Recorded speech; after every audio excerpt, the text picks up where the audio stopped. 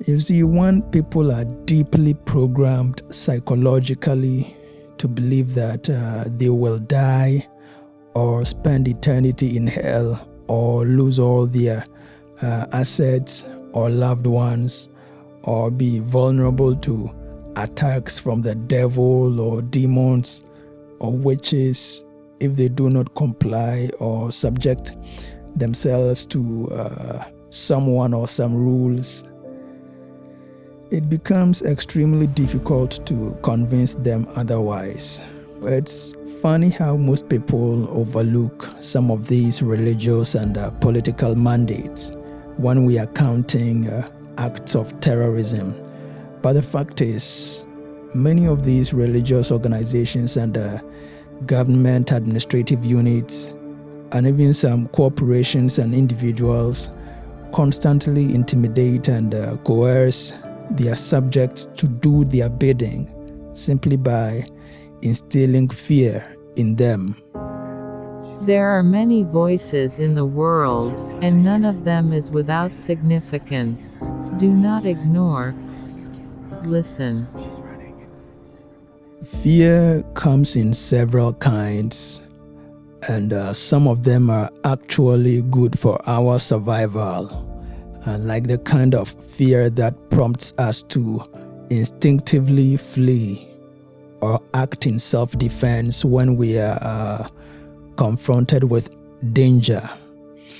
Secondly, there is the kind of fear that is not so terrifying, so to speak, but rather sort of awesome.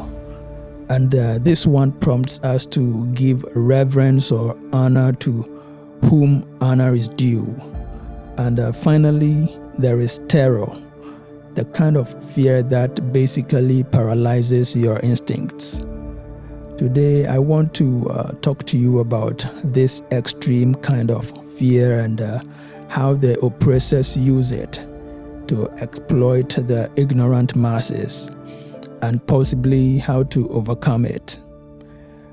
Even though constitutionally many of the oppressors' horrific deeds are mostly not considered criminal by law, but let's face it, it is what it is. You know, it's funny how most people overlook some of these religious and political mandates when we are counting acts of terrorism. But the fact is, many of these religious organizations and government administrative units, and even some corporations and individuals, constantly intimidate and coerce their subjects to do their bidding simply by instilling fear in them. And that, in my opinion, is terrorism. Now, when it comes to individuals and corporations and government administrative units, many of these misdeeds can easily be dealt with because of new appointments and elections and impeachments and constitutional amendments and even sanctions. But when religious organizations use the spread of fear as a means of control, their victims usually have only one option, and that is to walk out. Yes, just be bold and walk out, because in most cases, these religious organizations are somewhat autonomous. So our governments have very little to no control over their operations. But as easy as just walking out may sound, it actually is a bit more complicated and difficult and seemingly impossible for most of these victims of religious terrorism. You see, when people are deeply programmed psychologically to believe that they will die or spend eternity in hell or lose all their assets or loved ones or be vulnerable to attacks from the devil or demons or witches if they do not comply or subject themselves to someone or some rules, it becomes extremely difficult to convince them otherwise. Usually, it takes only a divine intervention to liberate such victims. After all, human attempts have become futile. And by divine intervention, I'm not referring to some god or deity stepping in to save and rescue anyone. By divine intervention, I'm referring to Mother Nature, the universe, the cosmos. If you're still watching this video, it means you like it. So, why don't you take a moment to subscribe to our channel and hit the bell icon for notifications? Thank you. Fortunately, whenever the religiously oppressed refuses to acknowledge that they are being exploited, Mother Nature steps in at the appropriate time to intervene. And please don't get me wrong, because I do believe that some of the threats that the oppressors use to keep their victims in bondage are actually real.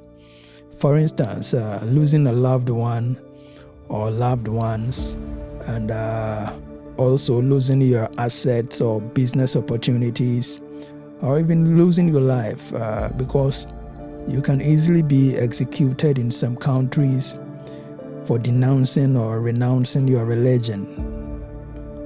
You can easily be rejected by some of your friends and relatives for denouncing or renouncing your religion. You can get your assets seized, properties vandalized, and business opportunities wrongfully taken away from you for denouncing or renouncing your religion.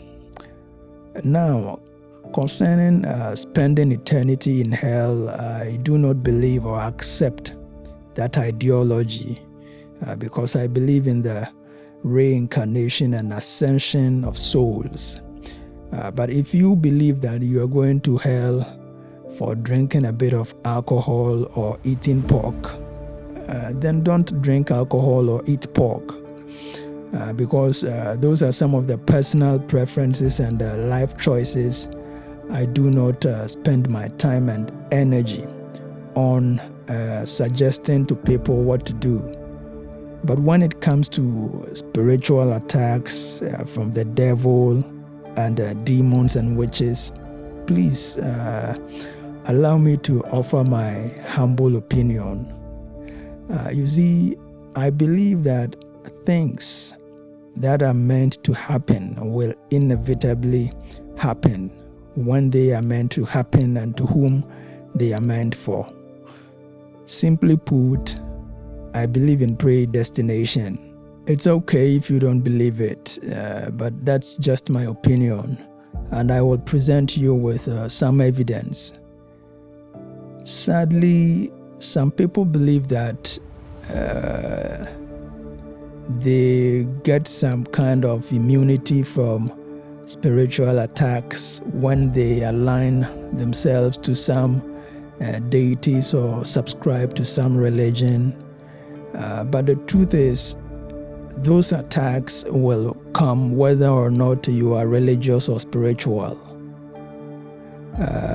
Most of those attacks will get through to afflict you whether or not you are protected. And it is true that some of those attacks could be blocked, but that is just some of them.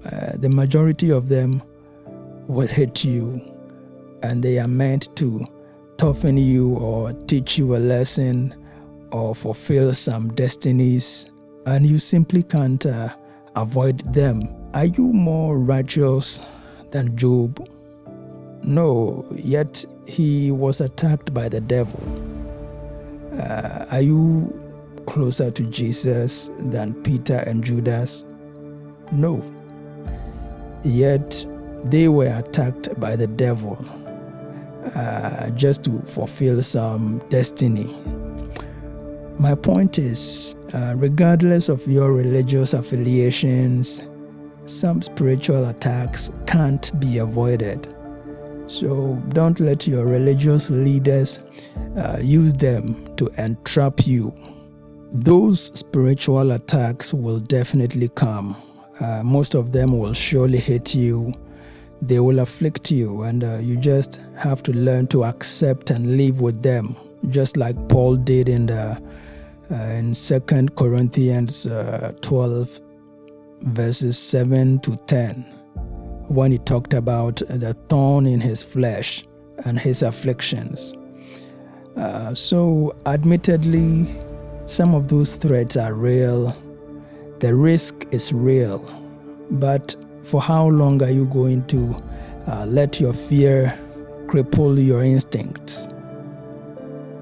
For how long are you going to submit to your oppressors and keep on playing their game their way, even after coming to the realization of the truth? Are you going to be brave and pretend as if you are not afraid and face your fears with courage, or are you going to cowardly let your fears overcome you?